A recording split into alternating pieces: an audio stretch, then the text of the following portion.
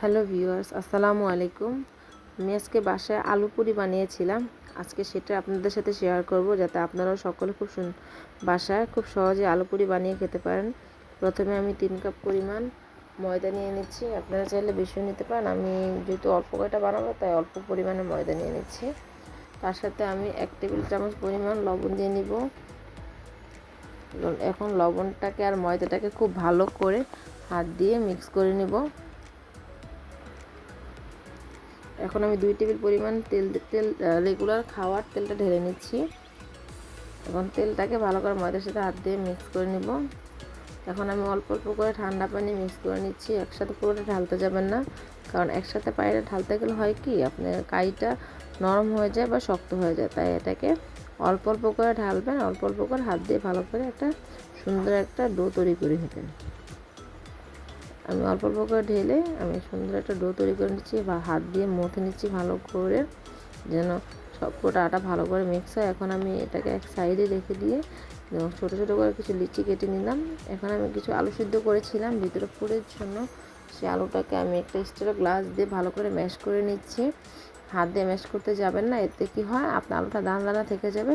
তো যখন পুরি বেলতে যাবেন, তখন পুরির ভিতর থেকে আলুটা বের হয়ে যাবে। তাই আগে স্টিলের গ্লাস দিয়ে আলুটাকে ভালো করে মিক্স করে তারপর হাত দিয়ে মিক্স করে নেবেন। এর সাথে আমি 6 থেকে 7টা শুকনো মরিচ নিয়েছিলাম। আপনারা চাইলে কমও দিতে পারেন, বেশিও দিতে পারেন, আপনাদের স্বাদ অনুযায়ী যে যেরকম ঝাল খান সেরকম অনুযায়ী দিবেন। এখন আমি লিচিগুলোর ভিতরে হাত দিয়ে এভাবে ভিতরে আমি পুর ঢুকিয়ে নিচ্ছি। এটাকে পুর ঢুকিয়ে ভালো করে এটাকে মুখটা বন্ধ করে দিব, যাতে আলুটা ভিতর থেকে বের হয়ে না যায়। এভাবে আমি সবগুলো লিচির ভিতরে আলুর পুর ঢুকিয়ে নিব। এখন আমি সামান্য একটু তেল বেলুন ফ্রিতে রেখে একটু তেল দিয়ে এটাকে বেলে নিচ্ছি। আস্তে আস্তে আলতো হাতে বেলবেন, যাতে ভিতর থেকে আলুটা বের হয়ে না যায়। এখন আমি আপনাদেরকে পুরিগুলো ভেজে দেখাচ্ছি কীভাবে কি সুন্দর করে পুরিগুলো ফুলে ওঠে।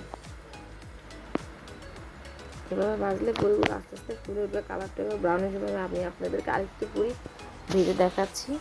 এভাবে তেল আস্তে আস্তে আলতো করে তেলটা পুরির গায়ের উপরে দিবেন, যাতে পুরিটা আস্তে আস্তে ফুলে ওঠে। এভাবে দিলে হয় কি, পুরিটা খুব সুন্দর ফুলে উঠবে, পুরিটা চিপসে যাবে না। আর যদি ভিতর থেকে আলুটা বের হয়ে যায়, তাহলে পুরিটা আপনার ফুলবে না।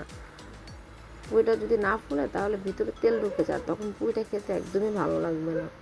তাই আমাদেরকে খুব আস্তে করে সাবধানে পুরিটাকে বেলতে হবে, আর তেলের ভিতরে আস্তে করে সাবধানে ছাড়তে হবে, কারণ এখান থেকে তেল অনেক, দেখেন খুব কীভাবে তেলটা ফুটে উঠছে।